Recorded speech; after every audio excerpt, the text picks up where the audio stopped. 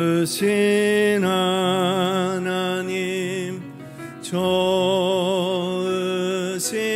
하나님, 참 좋으신 나의 하나님. 우리 할렐루야 찬양대 귀한 찬양 감사합니다. 우리 하나님 앞에 영광의 박수 올려드리겠습니다. 이 시간 우리에게 주시는 하나님의 말씀 구약 시편 95편 1절에서 8절까지 말씀 함께 보시겠습니다. 구약 성경 시편 95편 1절에서 8절까지 말씀입니다. 873면 찾으셨으면 우리 한 목소리로 같이 읽겠습니다. 오라 우리가 여호와께 노래하며 우리의 구원의 반석을 향하여 즐거이 외치자. 우리가 감사함으로 그 앞에 나아가며 시를 지어 즐거이 그를 노래하자. 여호와는 크신 하나님이시요 모든 신들보다 크신 왕이시기 때문이로다. 땅의 깊은 곳이 그의 손안에 있으며 산들의 높은 곳도 그의 것이로다. 바다도 그의 것이라 그가 만드셨고 육지도 그의 손이 지으셨도다. 오라 우리가 굽혀 경배하며 우리를 지으신 여호와 앞에 무릎을 꿇자. 그는 우리의 하나님이시요 우리는 그가 기르시는 백성이며 그의 손이 돌보시는 양이기 때문이라. 너희가 오늘 그의 음성을 듣거든 너희는 무리바에서와 같이 또 광야의 마사에서 지냈던 날과 같이 너희 마음을 완악하게 하지 말지어다. 아멘. 찬송가 370장, 아까 우리 같이 처음에 불렀던 찬양이죠. 지금까지 지내온 것 아니죠. 죄송합니다. 370장. 주 안에 있는 나에게 이렇게 깜빡깜빡할 때가 있습니다. 이 370장 찬양을 작사한 분이 엘리자 에드먼드 히윗이라는 분입니다. 이분은 필라델피아 출생으로 찬송 작가로 평생 독신으로 예수님을 본받는 삶을 살았던 분입니다. 특히 그녀는 주일학교 교사로서 역할들을 참 성실하게 최선을 다해서 감당하고 헌신하셨습니다. 그런데 한 번은 그녀가 가르치던 주일학교 아이 중에 하나가 좀 불량한 아이가 들어왔다는 것 같습니다. 이 아이를 예수님의 사랑으로 잘 가르치고 또 변화시키려고 정말 부단히 애를 썼는데 잘 되지 않았습니다. 그런데 이 하루는 이 아이가 지붕에 쓰는 그 슬레이트 있죠. 그 슬레이트를 가지고 아마 놀았던지 아마 장난을 쳤던지 그걸 가지고 이렇게 선생님을 때려버린 겁니다. 그로 인해서 척추가 망가졌습니다. 척추뼈가 망가져서 상체는 다 기부스를 하고 병원에 입원을 해서 6개월이 넘는 기간을 대소변을 받으면서 그렇게 이제 생활을 하게 됩니다. 정말 아이를 잘 사랑으로 변화시키려고 했던 일인데 그 일로 인해서 그런 공경과 아픔을 겪게 되고 병원에 입원하게 되었으니 얼마나 마음에 원망과 불평이 생겼겠습니까? 내가 왜 이렇게 고통을 당해야 되고 왜 이렇게 힘든 시간을 보내야 하는가 하는 마음이 들고 또 한편으로는 그 아이를 예수님의 사랑으로 사랑해야 한다는 것은 머릿속으로 알지만 그 아이를 미워하는 마음 또 저주하고 싶은 마음 그런 마음이 막 마음속에서 생겨나는 겁니다. 그렇게 고통스러운 나날들을 병원에서 보내고 있는데 하루는 그 병원에서 청소하고 있는 흑인 아주머니 하나가 청소를 하는데 막 응얼거리면서 콧노래를 부르면서 청소를 하는 겁니다. 그 모습을 보면서 대체 저 아줌마는 뭐가 저렇게 즐거워서 콧노래까지 부르면서 저렇게 청소를 하시나 궁금해서 그분에게 물었습니다. 당신은 대체 뭐가 그렇게 즐거워서 그렇게 콧노래까지 부르면서 청소를 하십니까? 하고 물었더니 그 흑인 아주머니가 하는 얘기가 저는 예수님을 믿습니다. 저의 삶 속에도 고난과 어려움이 많지만 그 고난과 어려움 속에서도 하나님을 찬송할 수 있는 힘을 주신 하나님 앞에 너무나도 감사합니다. 그래서 어찌할 줄 몰라서 그 하나님의 은혜가 어쩔 수 없어서 이렇게 찬송하면서 그렇게 하루하루 행복하게 살아갑니다 하고 대답을 하더랍니다. 그 얘기를 듣는데 이 휘인 여사가 너무 충격이 되는 거예요. 자기도 평생 예수님 믿었고 신앙생활을 해왔고 찬송 작가로서 활동을 해왔는데 지금 자기가 당하는 고난 앞에서 자기는 이렇게 원망하고 불평하고 또 저주하기까지 하고 있구나라는 것을 깨닫게 되어지고 이제부터는 다르게 살아야지라는 마음을 먹고 그날부터 하나님을 찬송하기 시작했습니다. 물론 몸은 여전히 아픕니다. 여전히 기부스를 하고 제대로 움직이지도 못하고 또 대소변도 이렇게 혼자 처리하지 못하는 그런 어려움 속에 있습니다. 그럼에도 불구하고 하나님을 찬양하면서 하루하루를 지내다 보니까 마음속에 그 찬양이 다 가득 차고 그 찬양이 흘러넘쳐서 그냥 견딜 수가 없는 거예요. 그러면서 마음속에 어떤 생각이 드는가 하면 하나님이 지어놓으신 이 대자연 속을 한번 거닐면서 하나님을 찬송하고 싶은 마음이 정말 간절하게 생겨나더랍니다.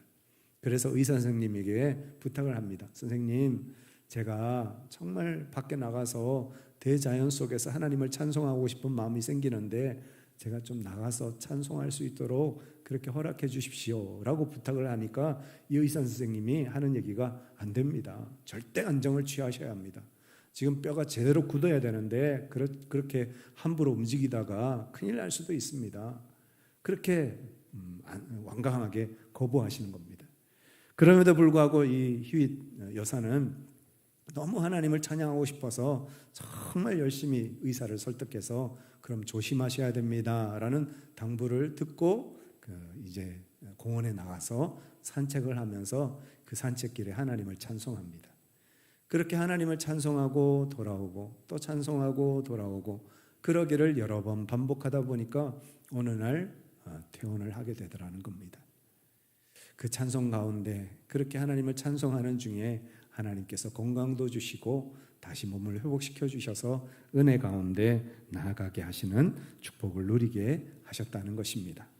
오늘 말씀의 제목은 예수님 안에서 누리는 행복입니다.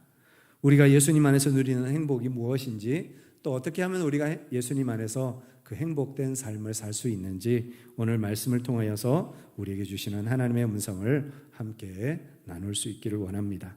첫 번째로 예수님 안에서 기쁨이 있습니다. 1절 같이 한번 읽겠습니다. 오라 우리가 여호와께 노래하며 우리의 구원의 반석을 향하여 즐거이 외치자. 오늘 시편의 시인은 오라 하고 초대합니다. 어디로 오라고요? 하나님을 노래하고 하나님을 즐거이 외치는 자리로 오라는 겁니다. 왜요? 거기에 기쁨이 있기 때문입니다.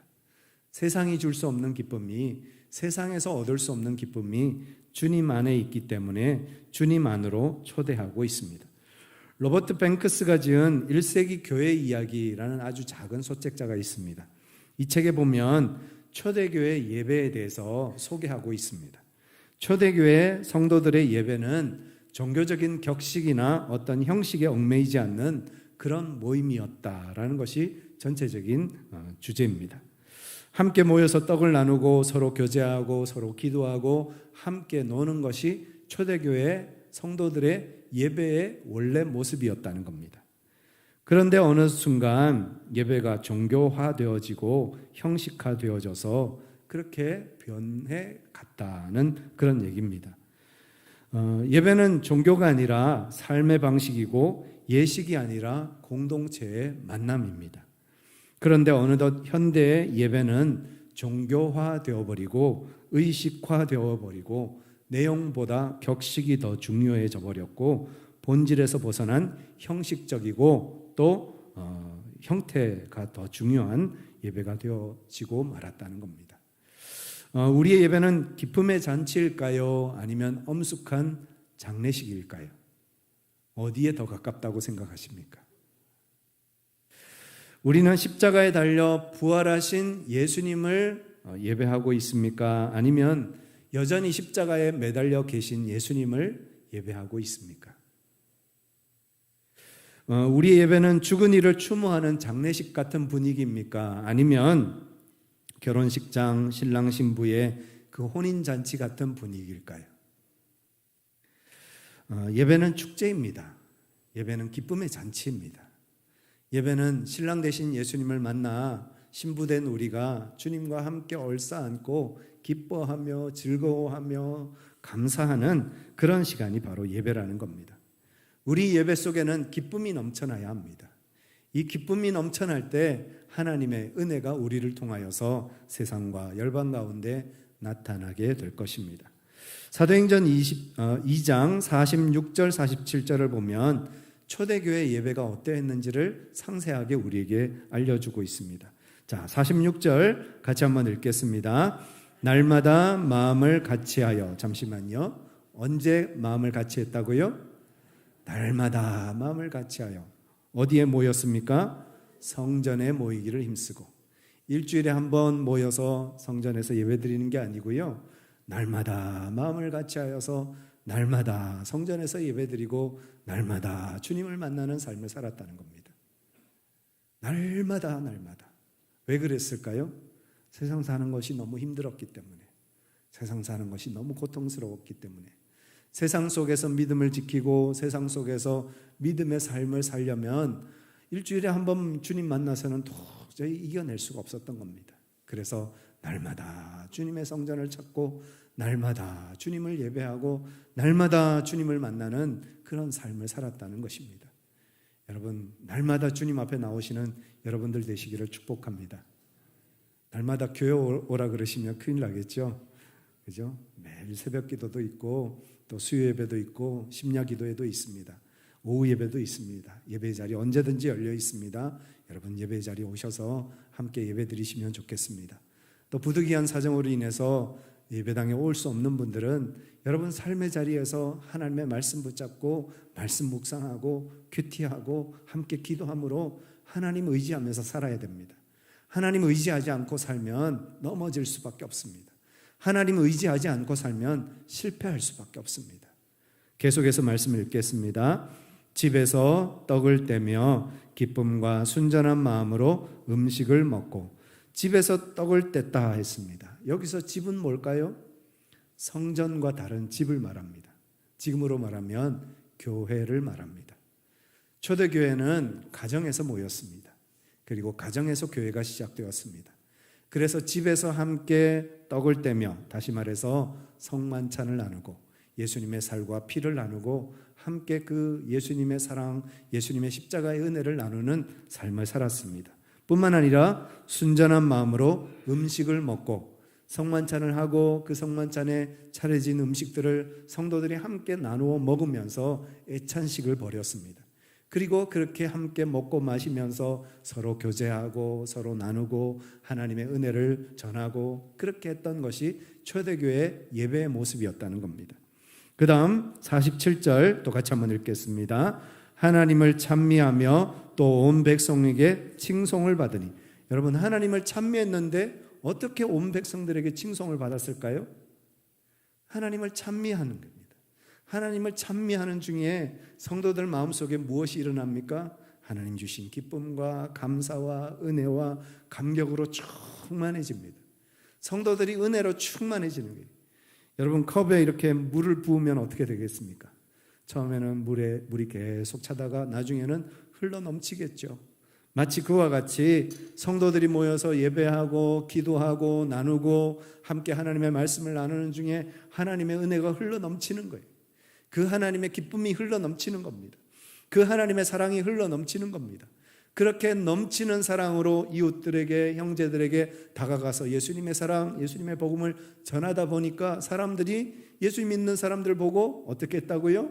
칭송을 하더라, 칭찬하더라는 거예요. 참 예수 믿는 사람들 대단해. 어떻게 이렇게 어렵고 힘든 세상 속에서 저렇게 웃으면서 살아갈까? 그들의 얼굴이 전도지였거든요. 예수 믿는 사람들은 참 대단해. 어떻게 이렇게 괴롭고 고통스러운 인생을 살면서도 저렇게 열심히 최선을 다해서 살아갈까? 그들의 몸이, 그들의 삶이 전도지였거든요. 그래서 그들의 얼굴을 보고 그들의 삶을 보고 수많은 사람들이 예수 믿는 사람들을 칭송했다는 겁니다. 그 다음 계속해서 읽겠습니다. 주께서 구원받는 사람을 날마다 더하게 하시니라. 그렇게 날로 수많은 사람들이 주님 앞에 돌아와 주님을 예배하고 찬송하는 놀라운 부흥의 역사가 일어났다는 겁니다. 그 시작은 무엇이었습니까? 하나님 주신 기쁨이었습니다. 기쁨이 넘치니까, 그 기쁨으로 충만해지니까, 그 기쁨으로 가득한 은혜의 예배를 드리고 그런 교회가 되니까 수많은 사람들이 주님 앞에 돌아오는 부흥의 역사, 전도의 역사가 일어나게 되었다는 것입니다. 초대교회는 엄숙한 예배 순서나 장엄한 장례식 같은 노래가 아니라 기쁨의 찬송으로 가득했습니다. 의식이나 규칙보다 구원받은 기쁨으로 충만한 교회가 초대교회였고 초대교회 예배였습니다.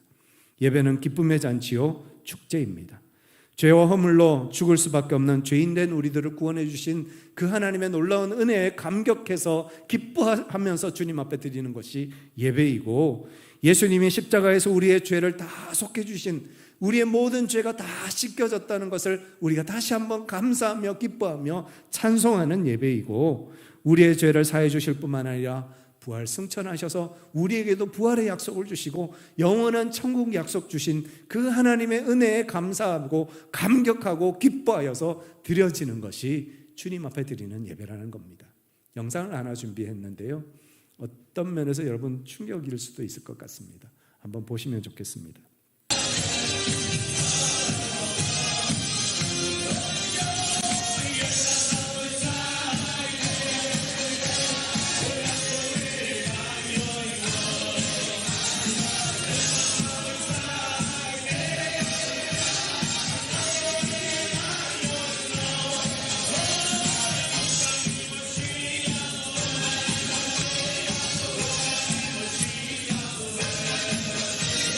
거기까지만 보겠습니다.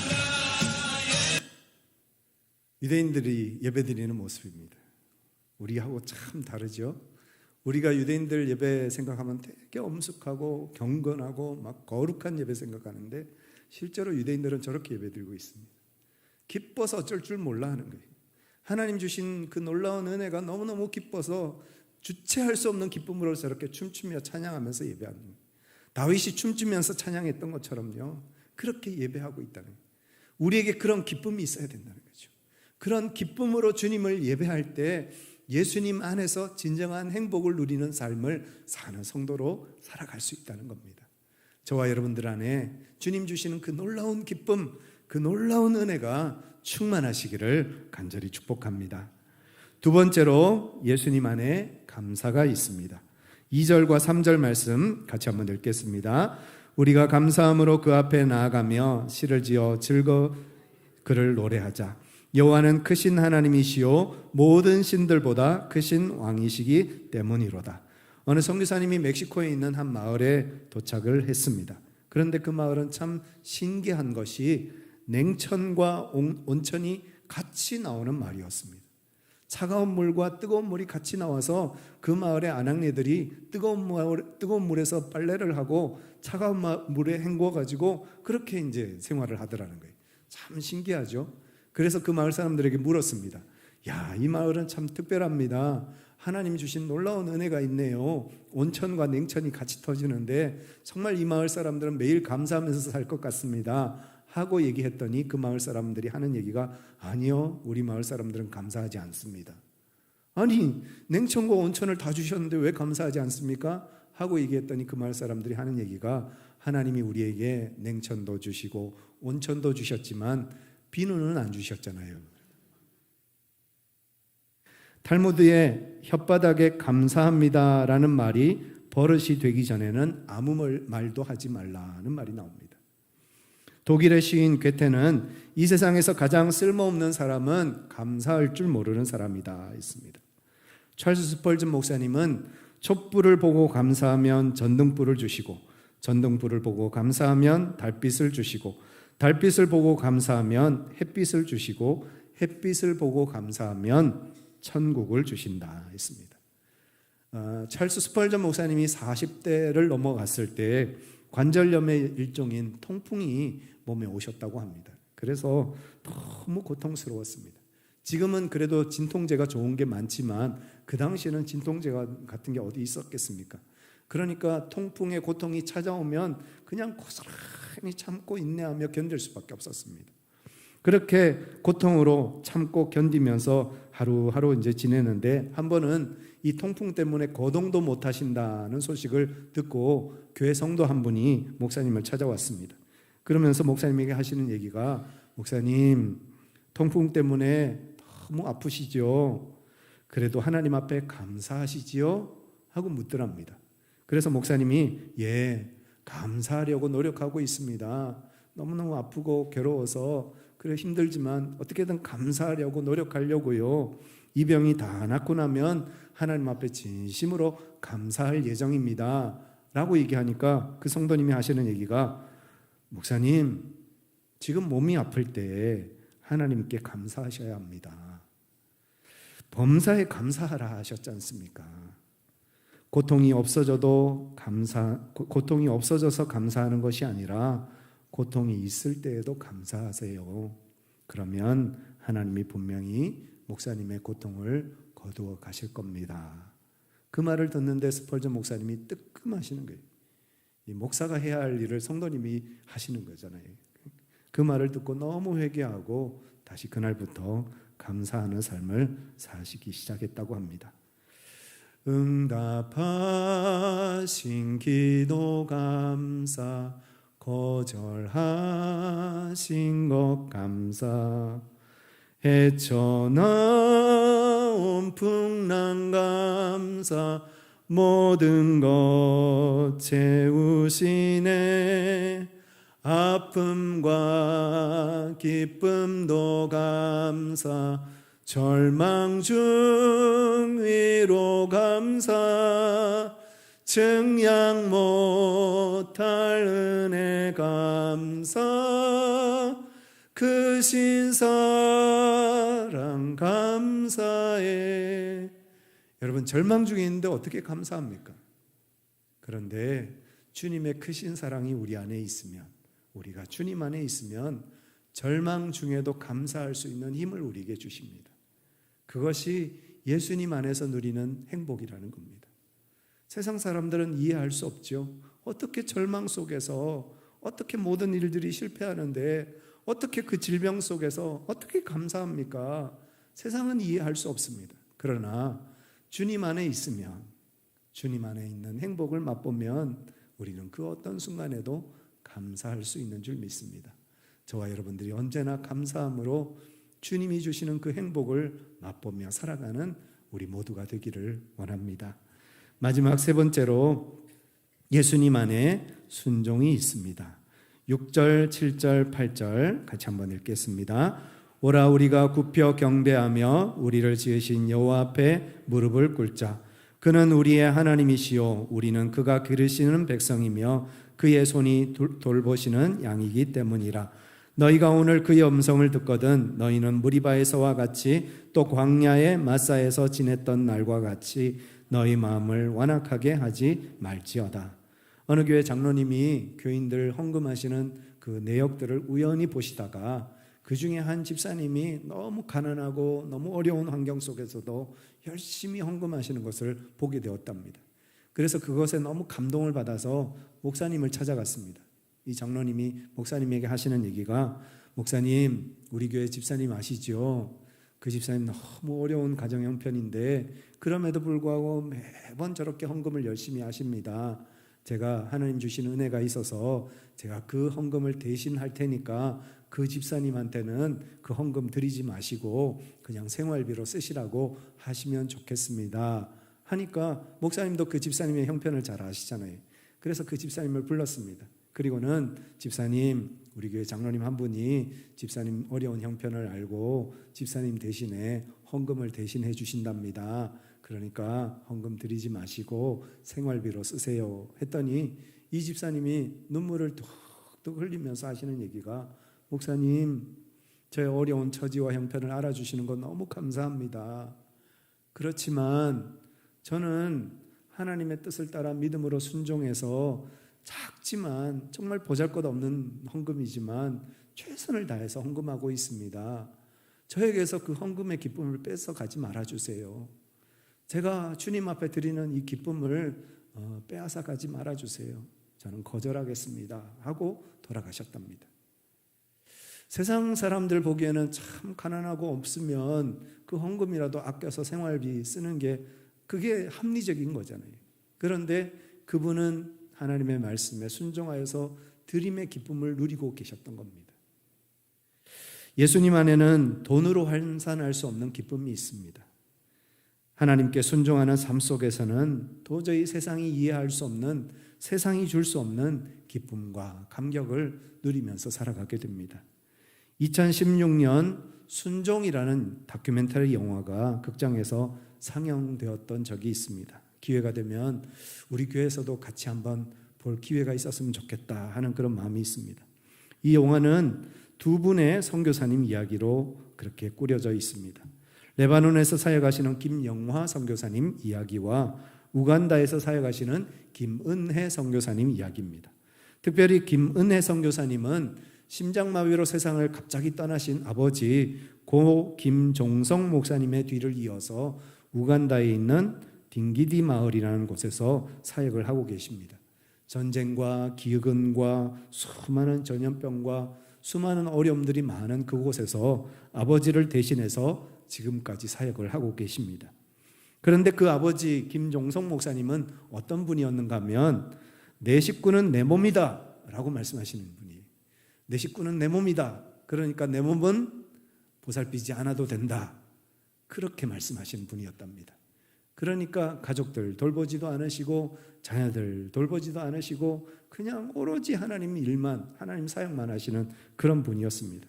그러니까 이 자라면서 아이들이, 자녀들이 우리 아버지는 진짜 아버지가 아닐지도 몰라. 또 아버지는 우리를 버렸어 하는 이런 마음을 가지고 자라갔다고 합니다. 한 번은 우간다의 아이 플로렌스라는 아이가 눈에 종양이 생겨서 그 종양이 눈 쪽으로 향하고 그래서 결국 실명이 되고 더 가면 생명을 잃을 수 있는 위급한 상황이 왔습니다.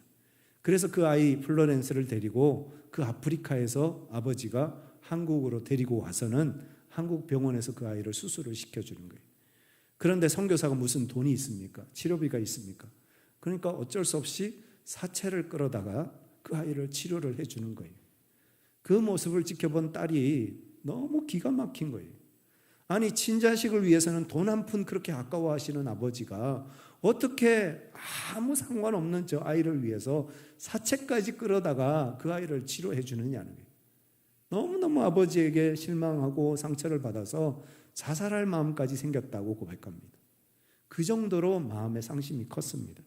그런데 어느 날 아버지가 갑자기 심장마비로 세상을 떠나게 되었고 그 아버지가 세상 떠나시면서 유언으로 남기는 말이 딸아, 이 우간다에 있는 이 아이들, 이 불쌍한 아이들 절대 외면하지 말고 저들을 좀 돌봐달라고 그렇게 간곡하게 유언을 남기고 떠나가신 겁니다. 그리고 이런저런 우여곡절 끝에 결국 그 딸이 아버지가 사역하시던 그 우간다로 다시 돌아와서 그 아버지의 뒤를 이어서 그 어린 심령들을, 그 영혼들을 살리는 사역들을 하고 있다는 겁니다. 믿음으로 순종하고 있다는 거죠. 세상적으로는 도무지 이해가 안 됩니다. 어떻게 그럴 수 있나? 어떻게 그곳을 갈 수가 있나? 어떻게 그 미워하던 아버지를 따라서 그 사역을 할 수 있습니까? 그런데 하나님 주시는 그 마음을 가지고 하나님의 명령에 순종하며 나아갔더니 하나님 주시는 기쁨이 있고 하나님 주시는 영광이 있고 도무지 세상적으로는 설명할 수 없는 하나님의 은혜가 그 속에 있더라라는 그런 고백을 하셨습니다. 예수님이 하나님의 아들이시면서도 순종의 본을 보이신 것처럼, 그래서 예수님이 하나님 보좌 우편에 앉으신 것처럼 우리도 순종의 삶을 통해서 하나님을 기쁘시게 하고 그 순종의 삶을 통하여서 하나님만이 주시는 참된 기쁨, 참된 행복을 맛보면서 살아가게 될 줄 믿습니다. 기쁨과 감사와 순종이 우리 예수 그리스도 안에 있습니다. 예수님 안에 있는 이 행복을 누리면서 살아가는 저와 여러분들 되시기를 간절히 축복합니다. 우리 말씀 생각하시면서 같이 한번 기도하시겠습니다. 예수님 안에서 기쁨과 감사와 순종의 영광을 누리게 하여 주옵소서. 예수님 안에서 참된 행복을 누리며 살아가는 저희들의 삶이 될 수 있도록 주께서 함께하여 주옵소서. 우리 함께 기도하시겠습니다.